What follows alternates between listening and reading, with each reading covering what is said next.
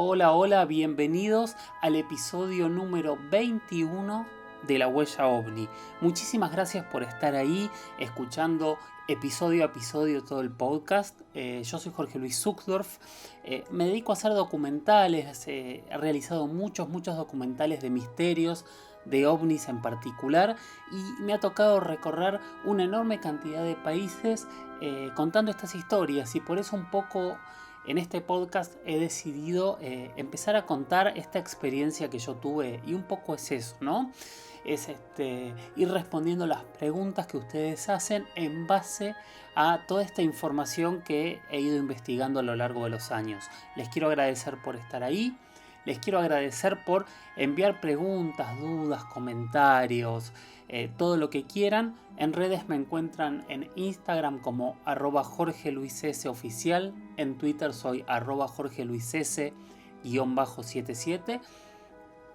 Y en este espacio nos comunicamos utilizando el hashtag #La Huella OVNI. Ahí todos estos comentarios, preguntas, todo lo que quieran escribir para generar un feedback entre nosotros.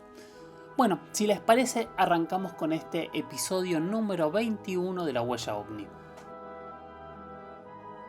Antes que nada, como siempre, gracias a Héctor Rossi, gracias a May Martorelli, gracias a todo el equipo de Bebana por habernos dado la oportunidad de tener este espacio para poder comunicarnos entre todos, para poder intercambiar ideas y para tratar de ampliar los conocimientos de todo en relación al concepto de lo que es el fenómeno OVNI, tanto en Argentina como en América Latina, como en el resto del mundo. Bien, hoy vamos a arrancar directamente con preguntas y respuestas. Tenemos varias preguntas y la primera que vamos a arrancar es una pregunta que hizo hace unos días por las redes sociales, en Twitter exactamente, en mi usuario, con Jorge Luis WS-77, Lady Huesos. Ella preguntó, que es una pregunta sumamente interesante. Preguntó por los seres o por los supuestos seres de otras dimensiones. ¿Se los considera alienígenas? ¿Se los considera, se los puede llamar extraterrestre? Pregunta. Y es una pregunta para pensar. Yo siempre creo que el lenguaje lo dice todo y a veces dice mucho más de lo que pensamos. Bien, analicemos. Algo extraterrestre es algo fuera del mundo, según la Real Academia Española, que es el órgano que se ocupa de preservar el lenguaje, de admitir nuevas palabras, de actualizar y dar significado a cada palabra. Dice que un extraterrestre es algo que pertenece al espacio exterior de la Tierra o precede de él, o de un objeto o ser que supuestamente ha venido desde ese espacio. Y un alienígena es un poco más complejo. Alienígena viene de alienígeno o alienígena, que significa extraño, no natural, y después en nuestra explicación más conocida, más sencilla, significa algo que viene del espacio exterior o algo extranjero, algo que no es natural ni propio del lugar. Con esta explicación, Lady, yo creo que alienígena, al ser extranjero, algo no natural del propio lugar, podríamos hablar que seres de otras dimensiones podrían ser alienígenas. No extraterrestres, creo yo, porque en realidad cuando hablamos de, en teoría, ¿no? Porque nada de esto está realmente probado, cuando hablamos de seres de otras dimensiones, en realidad estamos hablando de seres que serían de este mismo espacio, pero de un lugar distinto, de otra dimensión. Según algunas teorías de física cuántica y diferentes físicos, nos explican que en teoría habría muchísimas más dimensiones de las que el ser humano percibe. De hecho, se habla de más de 70 dimensiones. Nosotros convivimos en 4, ¿no? En largo, ancho, profundo y tiempo. Se supone que como estas dimensiones hay otras más en donde hasta se podrían generar espacios, no todas las dimensiones necesariamente serían un espacio, donde podrían cohabitar otros seres que nosotros no veríamos porque no percibimos esas dimensiones, o sea, estaríamos separados dentro del mismo lugar, ergo de alguna manera estaríamos en el mismo planeta, así que no serían extraterrestres, no estarían fuera de la Tierra, suponemos. Sí podríamos decir que son alienígenas porque no son naturales de esta dimensión. La verdad que es un concepto que así como lo plantea Lady, jamás lo había pensado. Eh, pero es interesante. Entonces sí, podríamos decir que, creo yo que estaríamos en capacidad de decir que los seres, si existen seres de otras dimensiones, podríamos estar hablando de alienígenas, no así, no creo que pudiésemos estar hablando necesariamente extraterrestres, a menos que vengan de otra dimensión, de otro planeta, y ahí sí podrían ser extraterrestres, pero creo que ya estamos complejizando y complicando muchísimo más las cosas. Bien, esta es una pregunta, la siguiente, que hizo Gustavo Villalba y que es un debate que venimos haciendo en redes desde hace un par de semanas. De hecho, yo tuve algunas discusiones con algunas personas en las redes desde que apareció este video.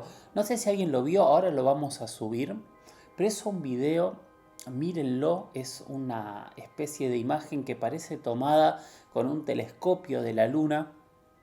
Por la imagen, como se ve, claramente es de día, y de golpe aparecen 3 objetos flotando o volando sobre la luna. Uno la ve y es sorprendente, la verdad que es increíble.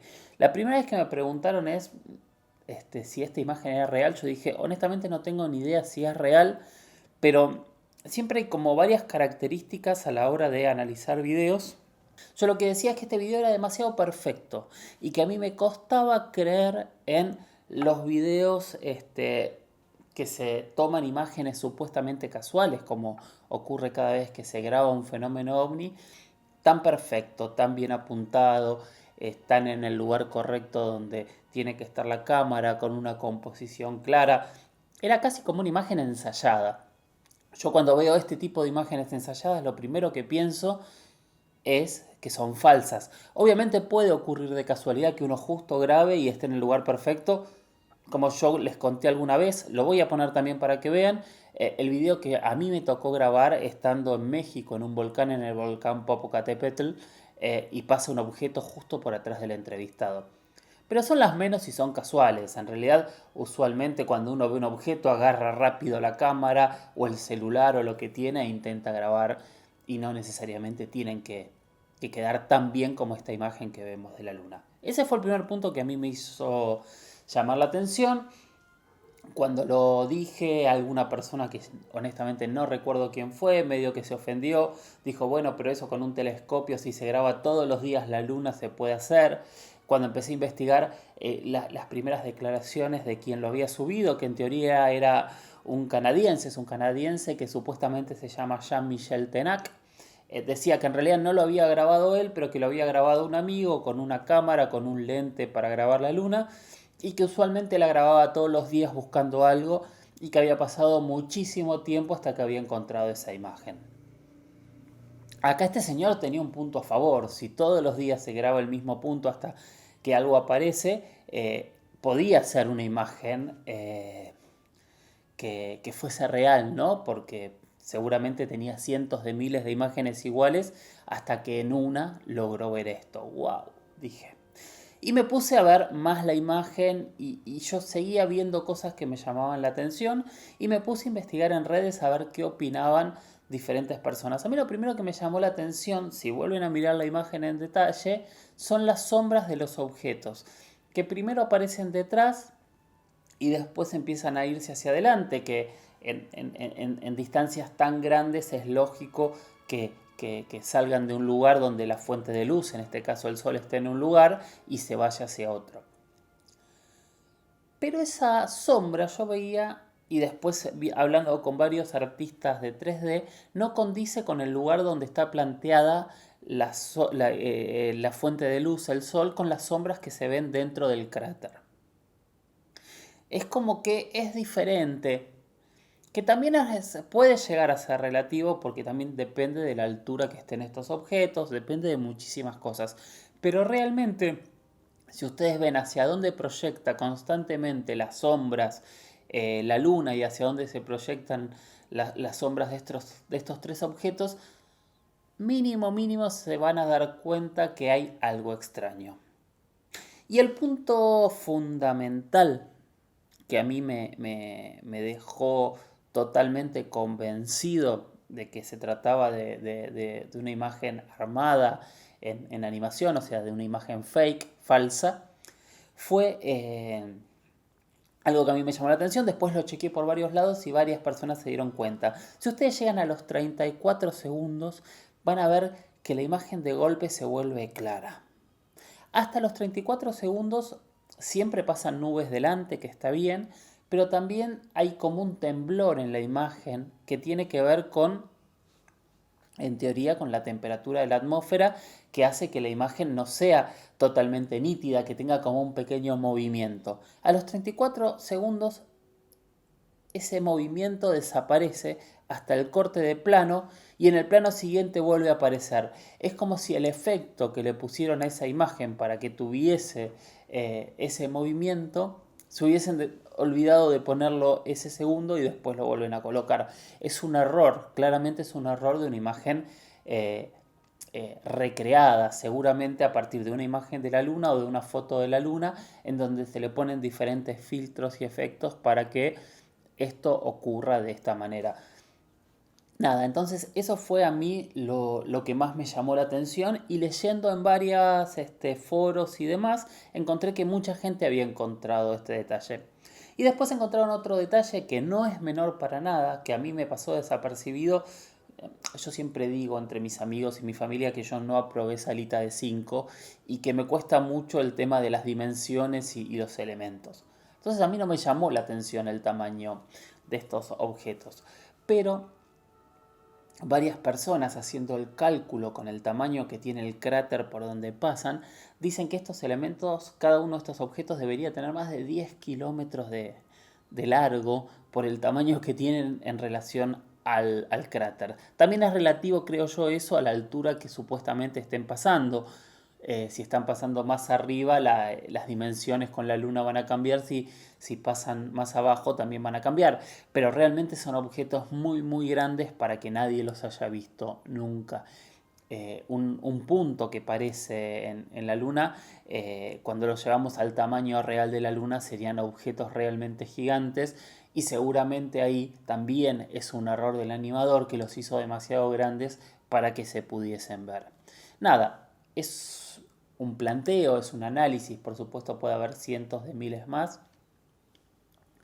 Yo encontré una página que me pareció interesante, de un analista que es un astrofísico español, también muy peleado con la temática OVNI por todo lo que leí en muchísimas de sus escritos, pero me parece interesante leerlo. Creo que siempre es bueno leer a los que creen todo y a los que no creen nada, para entre los dos cada uno poder sacar sus propias conclusiones. Este astrofísico se llama Héctor Socas Navarra, tiene una página, tiene un Twitter, y ahora lo voy a colocar para que puedan leer de primera mano qué es lo que dijo este señor en este análisis y un montón de otros análisis que yo estuve leyendo. Con algunas cosas estuve más de acuerdo, con otras estuve menos de acuerdo, pero en fin, no, él no escribe para que yo esté de acuerdo, así que está bien. Con el hashtag numeral La Huella OVNI nos comunicamos y vamos poniendo preguntas, dudas, conclusiones, comentarios sobre lo que vamos escuchando, imágenes, canciones o lo que quieran poner para generar conversaciones, charlas y debates.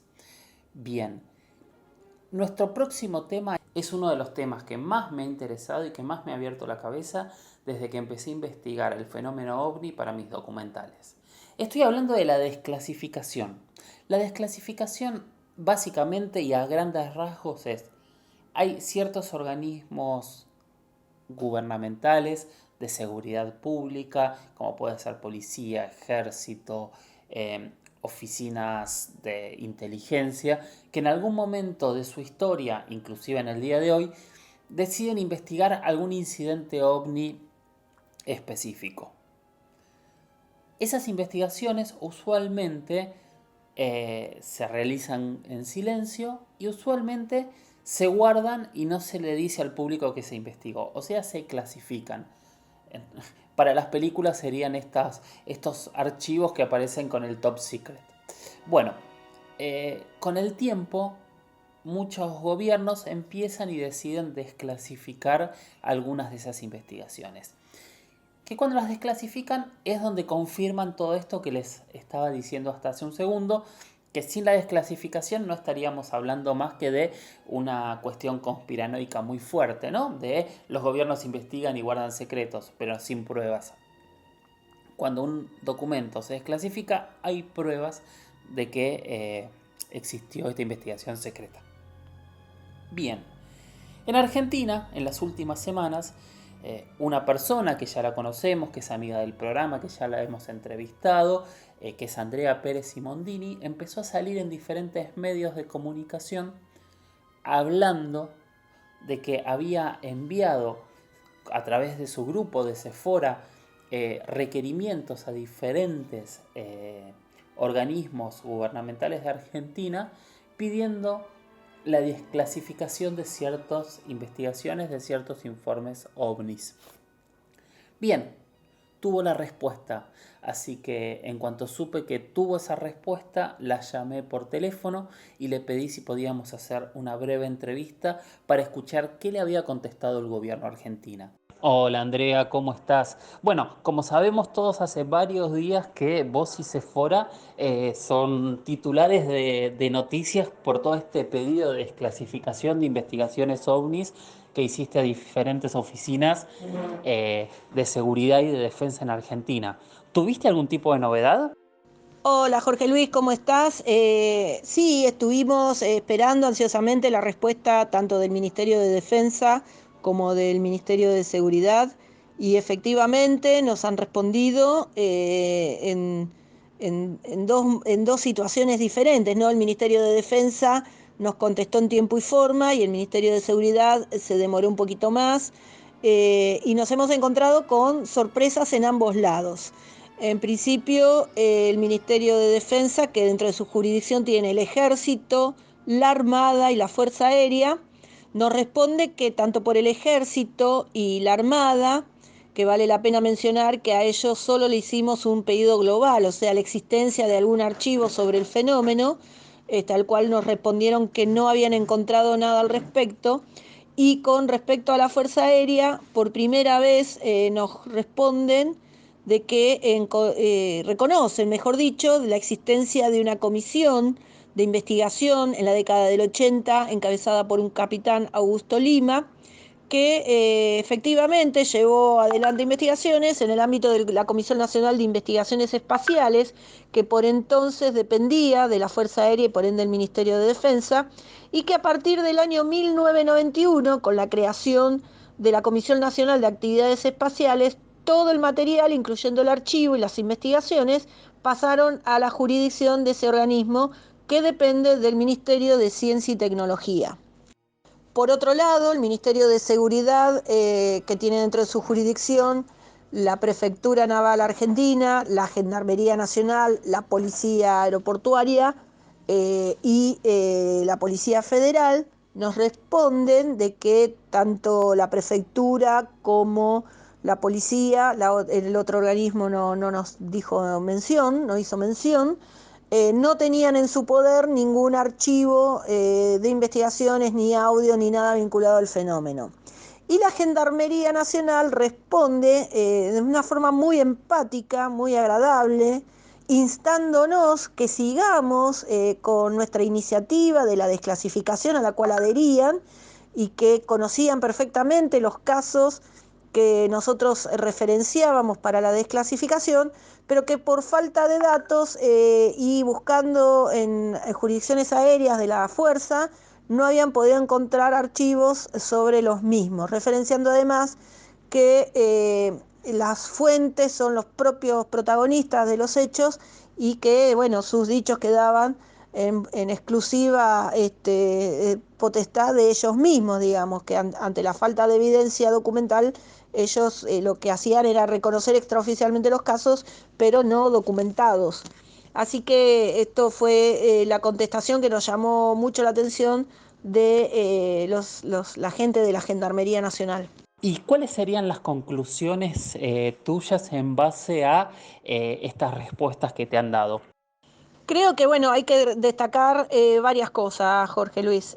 Una, que es un hecho histórico que por primera vez ya de por sí, de todos los pedidos que nosotros hicimos, que fueron muchos, pensá que en abril Sephora cumplió 10 años y veníamos haciendo solicitudes vía un decreto cuando no existía la ley de acceso a la información pública, que es la 27275, y que ese decreto era bastante escaso para a la hora de solicitar información, que era el decreto 1072/03.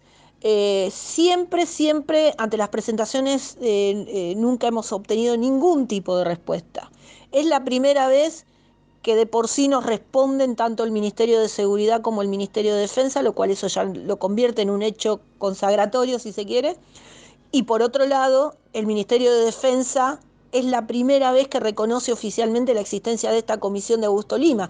Claro está que nosotros como investigadores sabíamos de su existencia, lo que hacía, y es muy interesante este periodo de los 80 porque el capitán Lima hizo muchas indagatorias y exploraciones, además de objetos caídos del espacio, por lo cual es uno de los archivos que más buscamos.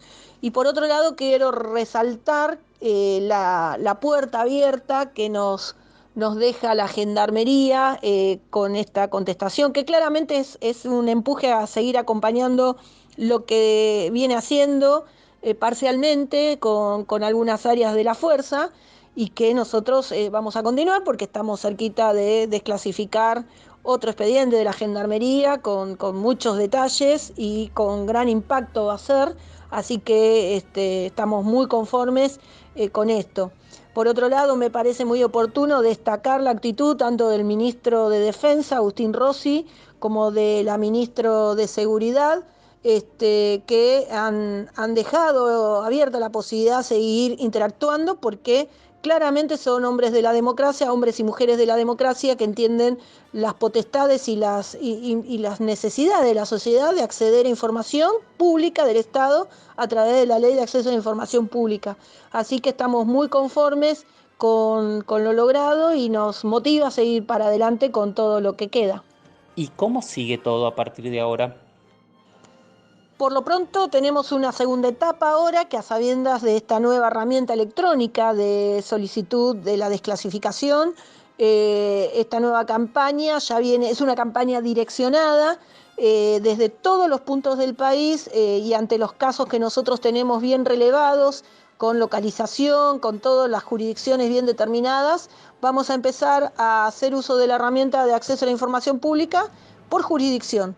Y esto es algo que ya le hemos mencionado a varios de los funcionarios, tanto de defensa como de seguridad, por lo cual de a poquito estamos estableciendo criterios coordinados, creo yo, para la salud de todos, en hacer el mejor camino, construir el mejor camino, porque tampoco es nuestro interés que se llenen las oficinas públicas de solicitud de acceso a la información de todo el país. Esto va a suceder porque la gente ya lo está haciendo. Tengo gente que le ha pedido a ANAC, que es la Administración Nacional de Aviación Civil, a la EANA, que es la que administra las operaciones de los aeropuertos, el Ministerio de Defensa, el Ministerio de Seguridad acaba de responder también solicitudes por casos como la explosión de Monte Grande. Bueno, esto va a empezar a suceder a granel, por lo cual nosotros estamos muy contentos que esto suceda, pero no es nuestro ánimo tampoco que las autoridades se llenen de documentos, de papeles, de solicitudes, por lo cual creo que sería muy interesante allanar ese camino con una ida y suministro de información lógica. Así que esa es la segunda etapa y estamos todos muy firmes terminando la capacitación de cómo utilizar la herramienta con los ciudadanos y a partir de 1 o 2 semanas más creo que empieza ya todas las solicitudes programadas. Muchísimas gracias, Andrea. Bueno, y quiero agradecerte muy especialmente, Jorge Luis, que siempre nos das el espacio, la posibilidad de comentar todo lo que hacemos desde Sephora. Para aquellos que quieran comunicarse con nosotros, tenemos un mail que pueden escribirnos, que es denunciasephora@gmail.com, denunciasephora@gmail.com, y los invitamos a que nos visiten en nuestra página que es www.cefora.com.ar.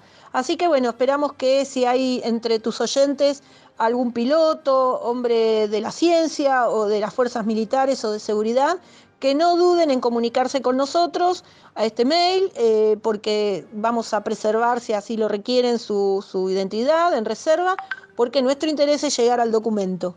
Y todo esto es posible por las denuncias que va haciendo la gente que ha sido protagonista de estos casos. Así que bueno, gente, por en tu intermedio hemos llegado a varios de ellos, Jorge Luis, y somos muy agradecidos de eso. Así que gracias y bueno, a disposición como siempre.